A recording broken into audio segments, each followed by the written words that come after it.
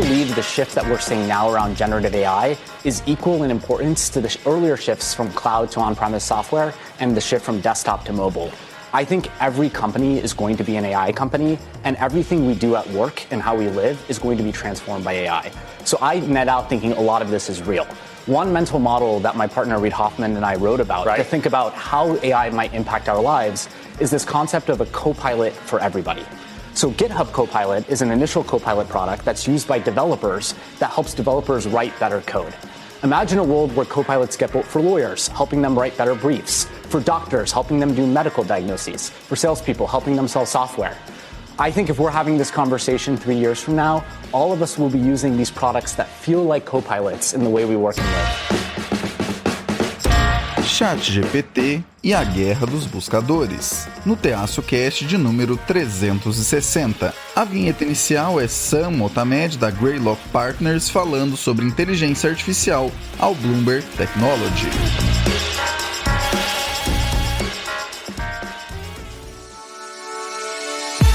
Uma coisa que eu nunca faço, e eu acho que é um grande erro, é você pensar como economista, você vai decidir o que é politicamente factível, o que é politicamente interessante. Eu nunca penso dessa maneira, eu digo o que eu penso e deixo as pessoas pegarem o que quiserem. We are expecting that every month we will see a further decrease. I think that inflation at higher rates than what we're used to is here to stay. Brasil, mundo, economia, política e o que for relevante para você. Isso é o Terraço Cast.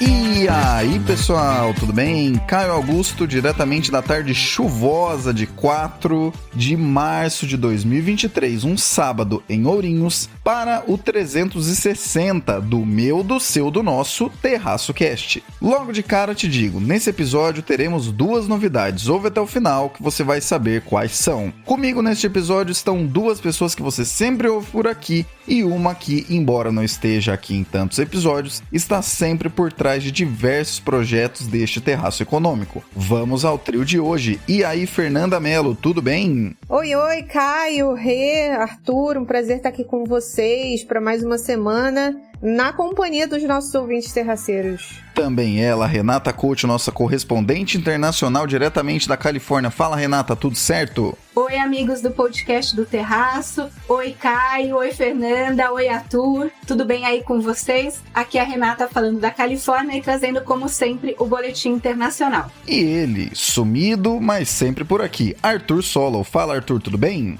Fala, Caio. Quanto tempo, hein? Um oi também especial pra Fernanda, pra Renata, né, que me acompanhou nesse episódio. E, óbvio, um oi super especial para você, ouvinte do Terraço Cast. Vamos falar hoje sobre esse conceito nada nebuloso, super interessante, de expectativas da economia. Saiu um indicador aí essa semana da Ficomércio sobre expectativas dos comerciantes, né, do comércio. Então vamos falar desse assunto tão interessante. Arthur deu um leve spoiler de uma das novidades. Vamos ao 360. Fernanda, aparentemente estava tudo tranquilo para o Google em ser o maior buscador do mundo, até que de repente apareceu o ChatGPT e provocou uma verdadeira avalanche. Os buscadores agora estão em guerra. Como isso movimenta esse mercado? Então, sobre esse assunto, né? Voltou em alta uma série de 2021 na Netflix. Eu não sei se está aparecendo nos recomendados para vocês, mas para mim tá. É de uma história da Batalha Milionária, o nome da série, que foi lá em 1990, 2 alemães inventaram uma maneira nunca antes vista até então de se observar o mundo. E um tempo depois o Google foi e lançou o Google Earth. E aí começou uma guerra sobre essa tecnologia dos mapas, né? Das pessoas conseguirem observar imagens ali do local como se elas estivessem andando nas ruas, etc. E desde que o mundo se acostumou com a vida acompanhada de internet, né, o mecanismo de busca sempre foi a porta de entrada para todos os interesses. Eu lembro quando eu comecei a usar a internet, eu ficava pensando, como é que eu vou acessar? Eu vou precisar descobrir qual é o www, sabe? as pessoas não precisam conhecer exatamente o destino, né, que elas estão buscando. Elas vão pelo buscador que dá essa resposta. E ao longo dessa jornada de inclusão digital, procurar na internet virou um hábito para todo mundo. E para a gente, hoje em dia, até não parecer preguiçoso, é até recomendável que a gente busque no Google antes de fazer uma pergunta para o amigo do lado. Então, o Google não é mais uma marca só. É um verbo, né? Googar, dar um Google. Então, onde que fica a loja tal? Antes você perguntava para um amigo. Hoje em dia você dá um Google. Como que eu vou trocar a resistência do chuveiro? Antes você ligava para sua mãe e para seu pai. Hoje em dia você joga no Google. Como investir na bolsa? Antes você precisava de um especialista. E isso afastava as pessoas do mercado financeiro. Hoje em dia você joga no Google e acha uma série de artigos e pessoas e, enfim, plataformas ensinando. Por ser uma grande vitrine, o Google moldou todo o seu serviço de pesquisa para rentabilizar através dos anúncios. Então, se é uma rua de comércio, se é um lugar que passa muita gente, faz sentido cobrar pelos anúncios ali. Então, enquanto as redes sociais estavam crescendo pela interação das pessoas, o Google tem um modelo diferente. E, eventualmente, esse modelo foi replicado pelas redes sociais também à medida que as pessoas usavam as redes sociais para fazer busca. Então, você quer que a sua loja de doce apareça no resultado antes que a doceria mais famosa da sua cidade? Você paga um anúncio. E é muito mais barato do que qualquer outdoor na estrada, né? O mecanismo de busca do Google ainda é o negócio principal do grupo e, por sua vez, é uma das empresas mais valiosas do mundo. Tem a receita de 283 bilhões de dólares no ano passado e o valor de mercado foi de cerca de 1,3 trilhão de dólares. Durante todo esse tempo que o Google cresceu, a gente viu um comportamento de usuário mudando e, consequentemente, as plataformas foram se adaptando. Por exemplo, quando as pessoas estavam loucas para saber qual era a marca do vestido da Jennifer Lopez, que ela usou no Grammy de 2000, do ano 2000, o Google teve a ideia de lançar o Google Imagens. E, atualmente, o YouTube, que também é uma empresa do Google, é o segundo maior buscador da internet. Então, ora, é muito menos maçante e mais fácil de recordar, mais memorável, assistir um vídeo sobre a Segunda Guerra Mundial do que você ler um livro de história. E assim, o YouTube evoluiu dos videoclipes estilo MTV para vídeos de como fazer tal coisa, ou 5 dicas para tal coisa. E aí a gente vê uma nova batalha agora, 33 anos depois do que aquela guerra lá sobre os mapas, que tá na Netflix agora, a gente vê uma nova batalha se iniciando. O TikTok surgiu e viralizou durante a pandemia porque viu uma brecha entre buscador e rede social. E aí ele conseguiu unir o melhor dessas duas formas de interagir, né? Porque as redes sociais tinham a socialização como foco, né? Então, quantidade de amigos que você tinha, quantidade de seguidores. E o TikTok, apesar de ter seguidores, o que vale são as suas visualizações, os comentários que geram ali e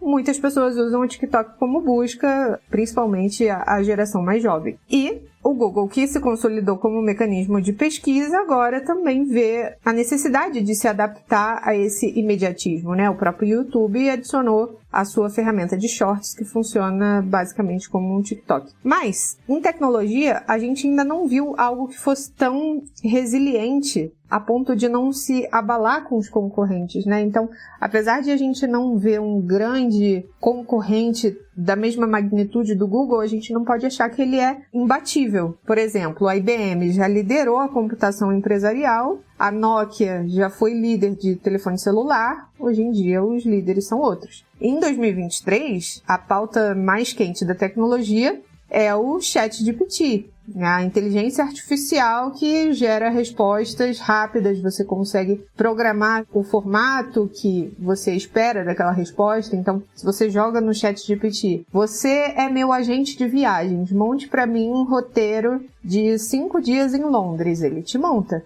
Então, não é só uma pesquisa roteiro de 5 dias. Ele faz personalizado de acordo com o que você programa ele a ser. Então, agora em 2023, a gente pode estar se aproximando de uma batalha do Google versus ChatGPT. O ChatGPT não é o único, mas ele fez o seu nome por ser vanguardista. Os chatbots, no geral, eles são alimentados por inteligência artificial e eles vão gerando as respostas prontas, né? Mas sempre personalizada ao que o usuário programa, né? Então, esqueça tudo que você já ouviu falar sobre dialogar com uma máquina, porque não é aquele robô da central de telemarketing que mais atrapalha do que ajuda. Quem já teve a experiência de usar o ChatGPT, desenvolvido pela OpenAI, se surpreendeu muito, porque ele é muito customizável para o seu desejo. Então, para vocês terem uma ideia, após 2 meses do lançamento, o ChatGPT já tinha uma adesão de mais de 100 milhões de pessoas. E isso fez com que ele se tornasse o aplicativo com o crescimento mais rápido da história, segundo o banco UBS. E o diferencial vai muito além do uso pelas pessoas, porque as empresas que divulgaram, que são usuárias do ChatGPT, tiveram o seu valor de mercado apreciado. Então, a inteligência artificial vem sendo usada muito nos bastidores de muitos produtos que a gente já usa. Por exemplo, um outro uso dos chatbots, né, o Bing, que seria o buscador equivalente da Microsoft, concorrente do Google. O Bing se beneficiou com o ChatGPT, porque mais de 11 bilhões de dólares foi aportado na OpenAI, que é a dona do ChatGPT, pela Microsoft. Então, a Microsoft fez esse aporte e isso ajudou também a aprimorar o mecanismo de busca do Bing ao incluir o ChatGPT, que ainda está na versão de teste, tá? Não é a versão final. E aí, segundo foi informado pela revista The Economist, o Google anunciou o Bard, que é o seu próprio chatbot, e, além disso, adquiriu mais de 300 milhões de dólares em uma outra startup que foi fundada por ex-funcionários da OpenAI, que desenvolveu um chatbot chamado Claude. E dentro de todas essas notícias, a gente tem também as ações do Baidu. Não sei quem já ouviu falar, mas ele é popularmente conhecido como o Google da China. E as ações do Baidu também subiram depois que a empresa anunciou que ia lançar o seu próprio chatbot. Quais são os impactos disso, né? O futuro desse negócio lucrativo de chatbot vai depender muito de ética, de escolhas morais, de como isso vai ser monetizado, de uma economia muito monopolista da inteligência artificial. Então, o Google tinha postergado o lançamento do seu próprio chatbot por se preocupar com questões como essa, como que a inteligência artificial ia se comportar com preconceito, com pedido de diagnóstico médico, com desinformação. E pelo momento de mercado, as coisas mudaram muito. Esse mercado ficou muito mais aquecido, então a gente não sabe qual vai ser a decisão de negócios. A Microsoft agora também se forçou a agir, né, a não perder o timing de mercado. E como será que esse novo formato vai se comportar? Os chatbots, como eles vão ser monetizados? Eles vão cobrar para influenciar as respostas? Para incorporar link dos anunciantes? Se você pedir hoje para o ChatGPT te recomendar um carro, ele vai te responder que existem muitas marcas, várias marcas boas, né? Não vai ter nenhum conflito de interesse. Mas, se futuramente o chatbot vai estar te dando uma recomendação com base no anúncio, pode ser que as pessoas não dê tanta credibilidade assim. E aí foge totalmente do objetivo do negócio, né? A objetividade do chatbot poderia ficar comprometida se os anúncios ocorressem dessa forma. Enfim, é uma questão longa, a gente ainda não sabe como que esse negócio vai rentabilizar, mas com certeza é a discussão que a gente deve ter nos próximos anos. Vivemos hoje uma verdadeira revolução da inteligência artificial. Tal qual a enorme conexão global trazida pela internet, popularizada de maneira exponencial dos anos 90 até agora, temos ferramentas cada vez mais presentes em nossas vidas hoje em dia que buscam trazer facilidades cada vez maiores. O tal do copiloto que vocês ouviram durante a vinheta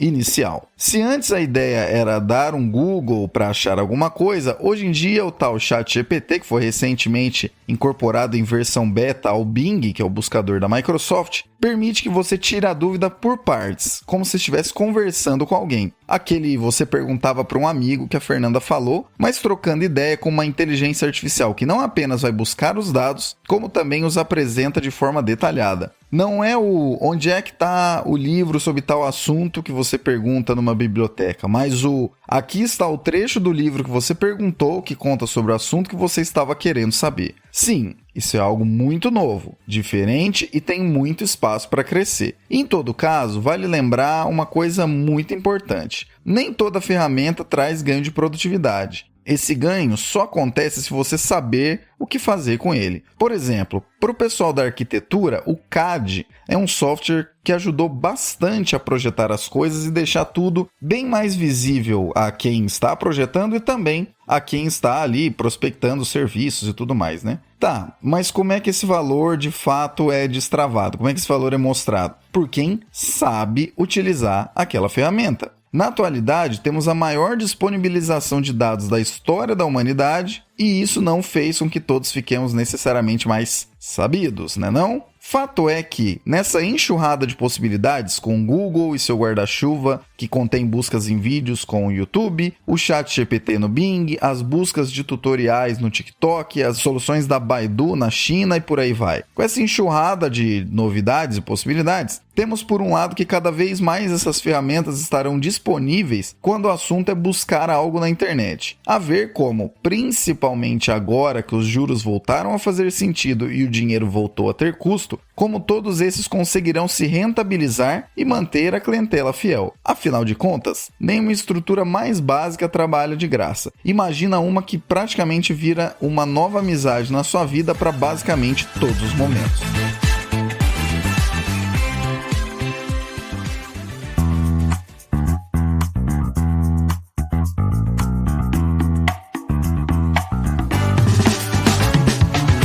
Já pensou em ter um conteúdo do Terraço Econômico associado à sua marca? Produzimos conteúdos multiplataforma, podendo ser em texto, áudio ou até vídeo, com o nosso jeitinho e direcionado a centenas de milhares de pessoas que nos acompanham anualmente. Quem sabe sua marca pode ser a próxima. Para saber mais, olha a nossa Linktree, o link Contrate o Terraço e nos chame que, em conjunto, fazemos acontecer. Aliás, nesse intervalo contamos a primeira novidade. Nosso novo e-book já está no ar. Confira artigos sobre todos os anos de vencedores do Nobel de Economia de 1969 a 2022 e mais alguns artigos especiais sobre esse tema. É esse tipo de conteúdo que o Terraço produz. Fica a dica.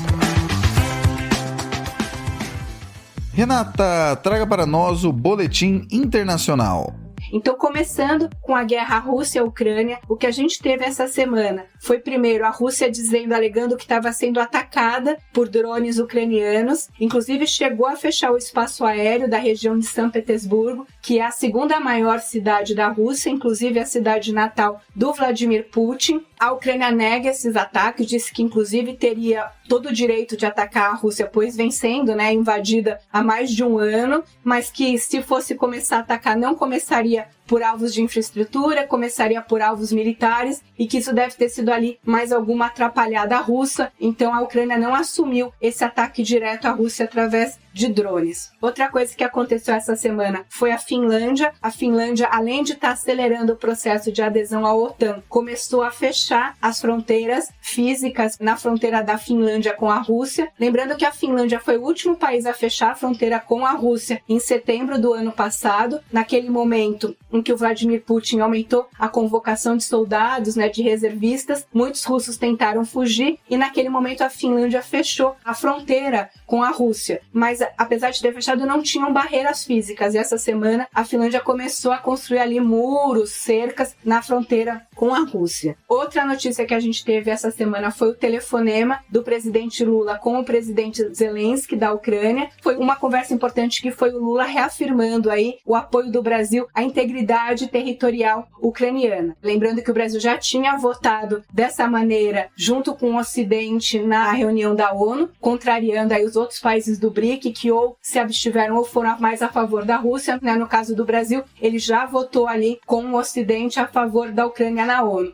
Então isso é importante, não tem ali nenhuma promessa de ajuda militar do Brasil para a Ucrânia, nem de sanções com relação econômicas ou qualquer tipo de comprometimento de ações contra a Rússia, mas é uma importante reafirmação aí do Brasil de apoio à integridade da Ucrânia. Então eram essas as notícias que eu tinha a comentar com relação à guerra com vocês essa semana, e vamos mudar para o segundo assunto, que é um assunto diferente, faz tempo que a gente não fala de China aqui, que foi a divulgação da produção industrial da China de fevereiro. E ela veio com grande surpresa, né?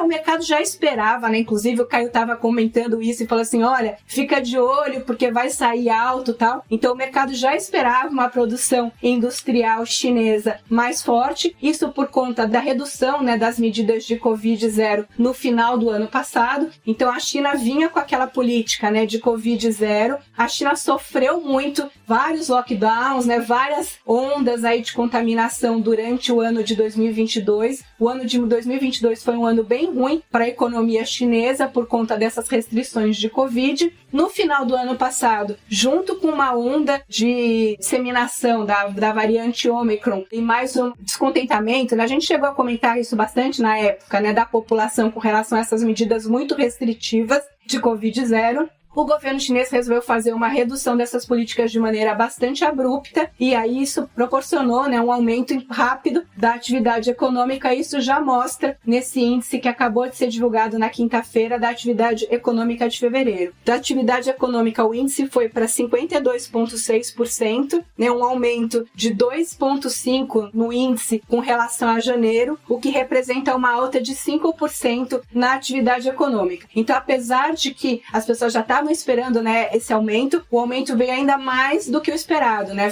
O mercado foi surpreendido aí, não pelo aumento da atividade, mas pela intensidade desse aumento. Então, o que a gente está vendo, né? A segunda maior economia do mundo, que teve um dos seus piores anos em 2022, agora ele está recuperando a atividade econômica de forma muito rápida. E o que isso significa aí para nós e para o Ocidente, né? As bolsas reagiram muito bem a essa notícia. A China voltando aí para o jogo, de certa forma, principalmente na atividade industrial, é interessante, porque você acaba tendo um aumento da oferta, né? A China produzindo mais, vai ter aí mais iPhones, mais eletrônicos, né? Isso acaba, de certa forma, reduzindo um pouco a pressão inflacionária, mas, por outro lado, também a China voltando à atividade econômica também volta a consumir mais, volta, né? E a gente tem ali os problemas estruturais, inclusive da guerra da Rússia contra a Ucrânia, que a gente acabou de comentar, eles continuam existindo. Então, eu acho que a gente tem que ser prudente, né, nessa euforia de comemorar esse aumento da atividade econômica chinesa, porque isso pode significar, sim, mais produto, mais oferta, mas também mais pressão inflacionária por outro lado, né? Então, é difícil a gente conseguir entender como é que isso vai se refletir aí nos preços, mas no primeiro momento, pelo menos, os mercados todos reagiram muito bem. O S&P deu um salto logo depois que esse índice foi anunciado, fechou em alta, não uma super alta, uma alta de 0,6%, 0,7%, mas de qualquer forma era uma alta que realmente aconteceu logo depois desse anúncio, então mostrando aí um otimismo do mercado aí com essa volta da China para o jogo aí, participando mais ativamente aí do comércio internacional. De qualquer forma, apesar da gente não saber como isso vai impactar no longo prazo todas as forças econômicas, o que a gente não pode negar é que isso deixa novamente o Xi Jinping mais forte. Está chegando o próximo congresso aí do Partido Comunista na China, então o Xi Jinping chega para esse congresso mais fortalecido, né? Com esse crescimento, a população com certeza está ainda aprovando ainda mais a gestão dele, e isso acaba, né, colocando mais força para ele no cenário também político, geopolítico internacional. Então, como a gente tinha comentado semana passada, a gente ainda não sabe muito bem como a China vai se posicionar,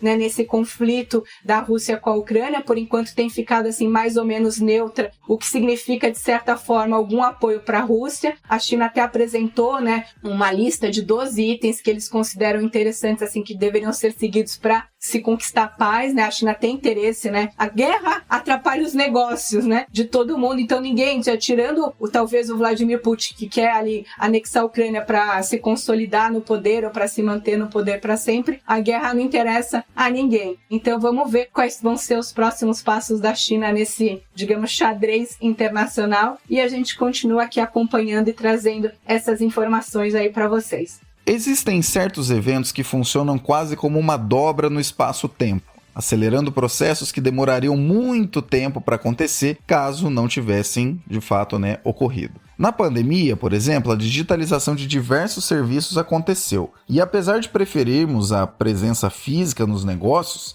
descobrimos que, sim, é possível que muitas atuações profissionais aconteçam à distância. A invasão da Rússia à Ucrânia é um desses eventos que dobram o espaço-tempo. A Europa acordou a respeito da questão energética e da sua enorme dependência da Rússia. Esforços foram movidos pelo Ocidente no quesito proteção à Europa, ampliando a presença da OTAN, que é o grupo militar do qual os Estados Unidos participam de maneira bastante ativa, e colocaram na mesa de forma direta os interesses territoriais da Rússia de se ampliar buscando ser o que a União Soviética foi no passado, ao menos no que tange, reforçamos, a expansão territorial. O clima de pretensa paz internacional que tivemos, com conflitos mais localizados, focalizados e no máximo entre países isolados, parece ter dado lugar a uma possível nova Guerra Fria, só que com um adicional. Agora os polos não são apenas dois, mas vários que se reúnem ao lado de dois. Os Estados Unidos buscam direcionar os rumos, mas precisam também ouvir o que a União Europeia tem a dizer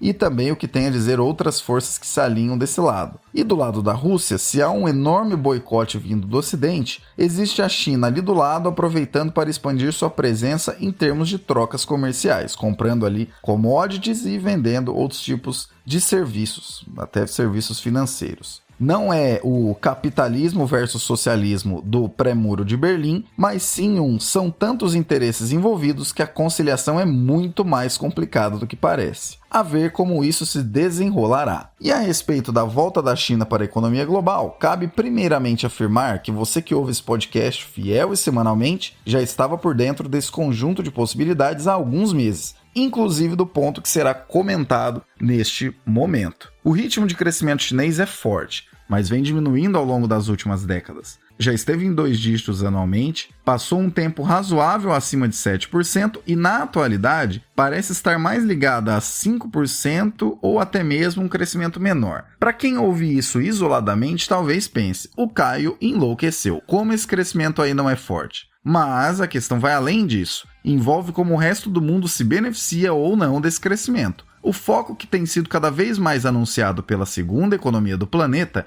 está mais direcionado a consumo interno e investimentos que sejam capazes de impactar a China internamente do que a expansão forte de parcerias pelo mundo ou mesmo o aumento surreal de infraestrutura que acabava jogando o preço dos minérios em níveis bastante elevados e acabavam nos beneficiando como brasileiros diretamente. Com isso, embora concorde com a Renata de que não seja a coisa mais trivial do mundo entender quais seriam os efeitos de longo prazo desse novo meio de crescer da China para o resto do mundo e para o Brasil em específico, uma coisa podemos imaginar. Com tantas grandes empresas do planeta se movendo para depender menos da China e o foco da potência asiática virando para atender a demandas internas, não seria surpreendente prever que essa volta em definitivo da pandemia acabe beneficiando mais o próprio país, a própria China, do que o resto do mundo, apesar do otimismo de muitos mercados globais que talvez pensem que a questão será diferente disso. A saída de um cenário em que a China é fábrica do mundo, com movimentos de reshoring e nearshoring, que já falamos bastante aqui neste podcast,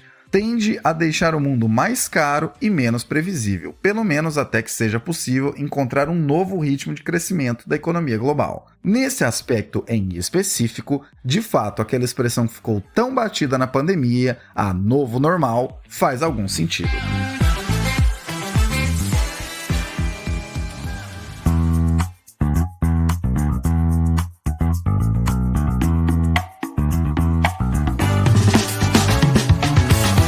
Muito fácil encontrar as contas oficiais do Terraço Econômico, basta olhar a nossa Linktree. Nossos endereços no YouTube, LinkedIn, Facebook, Telegram, Instagram, Twitter, WhatsApp, TikTok e Hello estão disponíveis lá. Também estão lá nossas parcerias, o curso Python para o Condado, no qual você aprende programação, e o link para abrir sua conta na Nomad. Abra com o cupom TERRACO20, TERRACO20 tudo em maiúsculo e sem cedilha para ganhar até $20 na sua primeira remessa de câmbio. Além disso, nossos e-books, 10 motivos para aprender mais sobre economia hoje e Projeto Nobel, que te contamos no intervalo comercial anterior. Ambos de graça. Baixe agora mesmo. Não deixe também de seguir as pessoas que participam dos episódios do Terraço Cast e se dedicam semanalmente a trazer as análises que você ouve aqui conosco. Você que ouviu até aqui pensou, mas não eram 2 as novidades? Pois é, a segunda vai agora. recebemos dos nossos parceiros da FEComércio São Paulo um release em exclusividade para você que está ouvindo aqui. Os dados mais recentes do Índice de Confiança do Empresário do Comércio, o ICEC. Então, o terceiro assunto será um pouquinho diferente. Vamos a ele. Arthur, recebemos da FEComércio São Paulo, em exclusividade, a atualização para fevereiro de 2023 do Índice de Confiança do Empresário do Comércio. Tiago Freitas irá dizer quais são esses dados e, em seguida, traga sua análise econômica sobre eles. Meu nome é Tiago Freitas, sou assessor econômico da FEComércio. Venho aqui apresentar os dados dos indicadores de confiança apurados mensalmente pela FEComércio através do seu boletim de investimentos. Bom, o cenário nesse início de ano está sendo no mínimo desafiador para os empresários. Se analisarmos o quadro de maneira geral, em fevereiro, o resultado dos 3 indicadores que compõem o boletim mostra que as preocupações com a conjuntura macroeconômica se intensificaram, com um quadro que tem uma combinação da fraca intenção de consumo com alto custo financeiro para as empresas, o que tem limitado a expansão do comércio no curto prazo. O índice de confiança do empresário do comércio, o índice de expansão do comércio, o índice de estoques voltaram a cair na passagem de janeiro para fevereiro, registrando a terceira queda consecutiva.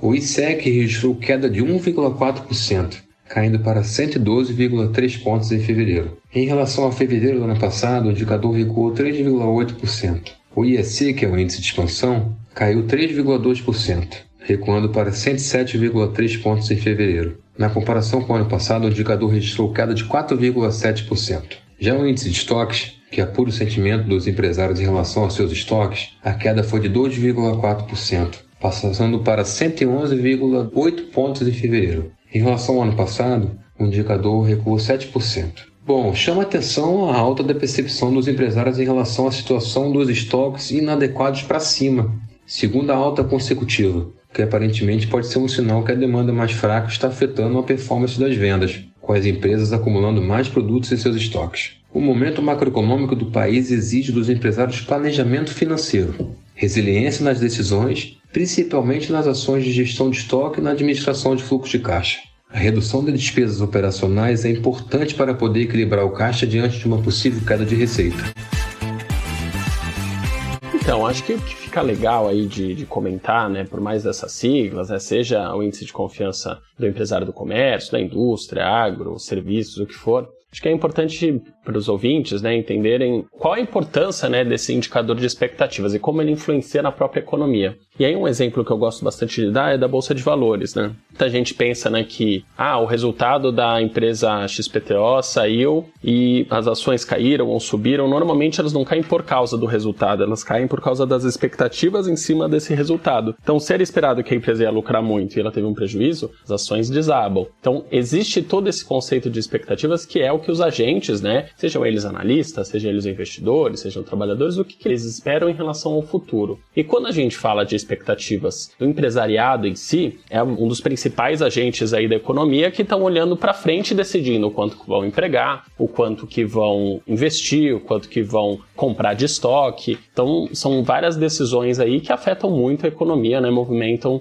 dinheiro, né, na economia. Então, quando esse empresário, né, eu estou usando o empresário, mas pode pensar em outros agentes também, né, o trabalhador, o empreendedor, o aposentado, quando a gente olha, né, esse agente médio, né, da economia, ele olha para o futuro da economia, tem uma grande névoa, né, existe, né, não está muito claro o que vai acontecer nos próximos dias, meses e anos. Então, a gente tem uma mudança, uma transição de governo, aí, uma mudança para um novo governo, com uma ideologia bastante diferente do governo anterior, com todas as indicações, conforme a gente está falando aí não participei dos últimos, mas que eu tenho ouvido aí no próprio Terraço Cast, um governo que tem demonstrado interesse em ter um Estado maior, mais gastão, com esse movimento de aumentar o salário mínimo acima da inflação, esse movimento de transformar o BNDES num banco maior de fomento, né, como foi no passado, uma série de benesses aí, servidores públicos e tal. Quando a gente olha para isso, a gente tem uma expectativa que, beleza, o governo vai gastar mais e como é que ele vai se financiar? A gente tem uma taxa de juros aí, seja a taxa de juros real, que já está rodando aí numa casa de 7, 8%, ou a taxa de juros nominal, os 14, aí 13,75 da Selic, a gente tem um patamar de juros muito pouco convidativo para investimento. Então, imagina, né, o empresário ele tem que investir o dinheiro dele e tem que render no mínimo 14%, né, 13,75, senão ele vai lá e põe no dinheiro no Tesouro Público, né, no Tesouro Direto. Então já não é muito favorável nesse quesito do preço do dinheiro, dos juros. Quando a gente olha para o mercado de trabalho, a gente tem aí uma série de movimentos aí de questionamento das reformas trabalhistas, questionamento que acaba encarecendo aí o preço do trabalho,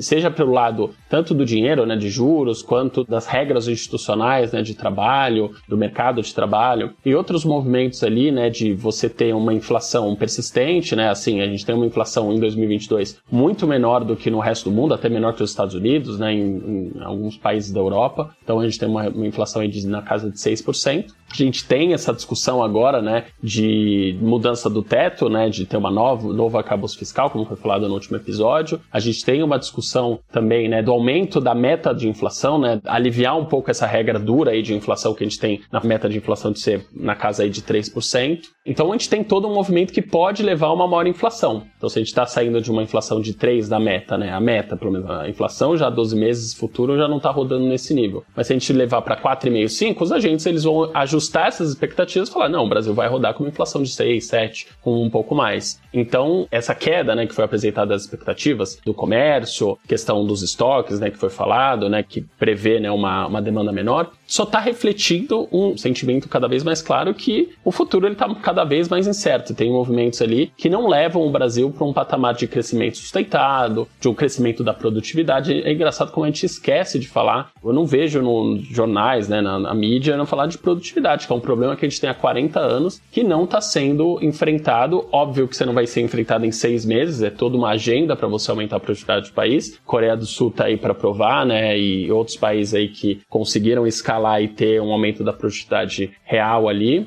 e do salário e do desenvolvimento do país, mas a gente esquece desses conceitos, né, produtividade e tudo, para a gente sair, né, dessa dificuldade que a gente tem de crescimento. Então acho que só fiz aqui o overview geral, fui, voltei nesses assuntos, mas para a gente falar dessa importância que a gente tem de expectativa, como a Raquel fala muito, né, nas falas que eu já vi ela falando aqui no Terraço Cast, da profecia autorrealizável, né, de quando os agentes mostram uma expectativa maior, que a inflação vai ser mais alta naquele ano, em algum período, normalmente isso acontece. Por quê? Porque os agentes reajustam os contratos, tem um dissídio um pouco maior, né, de salário. Então acho que é importante olhar para esses indicadores de expectativa para calibrar um pouco a nossa própria expectativa, calibrar esses indicadores, né, as variáveis que devem sair em breve. Então, PIB, inflação, juros. Quando a gente olha para a expectativa atual, a gente não tem uma expectativa, uma notícia muito boa para o futuro. Acho que não tem muito segredo, né? A gente sabe qual é a lição de casa econômica brasileira, né, política, e a gente teima em não fazê-la, né? Primeiramente, agradecemos aos parceiros da FEComércio São Paulo pelo release exclusivo de dados, que recomendamos que vocês que nos ouvem pesquisem para saber com mais detalhes. Sobre a análise, uma questão muito importante sobre a análise das expectativas é o tentar prever o que acontece em seguida. Diz uma frase muito conhecida que a coisa mais difícil de prever é o futuro. Porém, existem expectativas que servem mesmo como um termômetro do que vem a seguir. Se existem dados que variam tanto que não sabemos nem onde estarão na semana que vem, por exemplo, o dólar, existem tendências macro que fazem sentido de serem acompanhadas, como, por exemplo, o humor dos consumidores, dos produtores e quais as possibilidades existentes para o custo do dinheiro na economia, que dá o custo de oportunidade desses dois. Em bom português, se você não acredita muito nos efeitos de grandes números na economia, na verdade, passará a entender um pouco melhor como eles são recebidos pelas pessoas que consomem e produzem através do acompanhamento de dados de expectativas dessas mesmas pessoas. E se você ainda assim é descrente desses dados, né, o famigerado expectativa não enche barriga, lembre-se que o que se espera para amanhã traz movimentações para o hoje. Numa analogia bastante pessoal, se seu emprego estiver em risco, você não irá entrar em um financiamento imobiliário de 30 anos. Assim como a possibilidade de comprar uma casa na praia aumenta muito se alguma bolada que você nem se lembrava que tinha para receber, de alguma antiga causa que você moveu na justiça, por exemplo, se essa bolada de repente cai na sua conta, aumenta muito a sua possibilidade de comprar aquela casa na praia que você pensava amanhã. Se tem uma expectativa que quem produz esse podcast tem, é que quem direciona os rumos da política econômica tenha em mente que existe diagnóstico pronto na mesa do que poderia ser feito e, de fato, o coloque em prática. Quem acompanha esse semanário de notícias já sabe, mas não custa reforçar. O mundo anda instável demais para podermos nos dar ao luxo de dançarmos diante do abismo. Se você ouviu até aqui, me manda um emoji de lupa em qualquer uma das minhas redes sociais. Em todas elas estou como @CaioAUGSTOR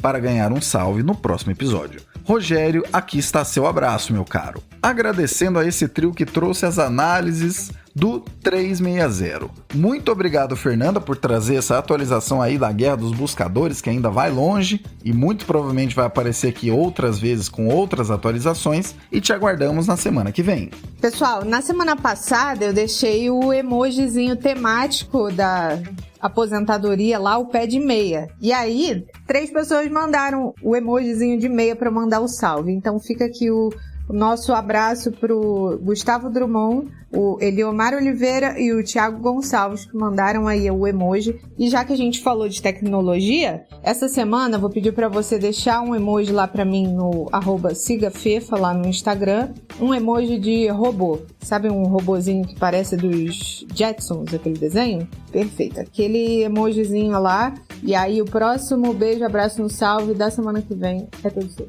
Muito obrigado também, Renata, por trazer essa atualização do panorama internacional. Te aguardamos na próxima semana. Semana que vem a gente volta aí com o Boletim Internacional aqui no TerraçoCast, tá bom? Um beijo pra vocês e até lá. Obrigado também, Arthur, por comentar esse release exclusivo da FEComércio São Paulo aqui para os nossos queridos ouvintes. E não fica muito distante não, que o pessoal sente sua falta. Muito obrigado, meu querido. Até uma próxima. Valeu, Caio. Obrigado pelo convite. Prazer estar aqui de volta no TerraçoCast. Quem sabe em breve tô de volta aí. Valeu. Agradecendo também, é claro, ao Thiago, que trouxe a sonora dos nossos parceiros da FEComércio São Paulo. Quando será que teremos novidades vindas dessa nova parceria? Não deixe de ouvir que você certamente vai ficar sabendo. Importante sempre relembrar, estamos abertos para feedbacks de qualquer natureza, tanto nas redes do Terraço, quanto nas das pessoas que deste podcast participam. Fica a dica. Gostou do que ouviu? Manda para alguém e vamos aumentar a base de pessoas que ouvem este glorioso podcast. Afinal de contas, é para você que nos ouve que produzimos tudo isso. Abraço pelas ondas sonoras, até o próximo episódio.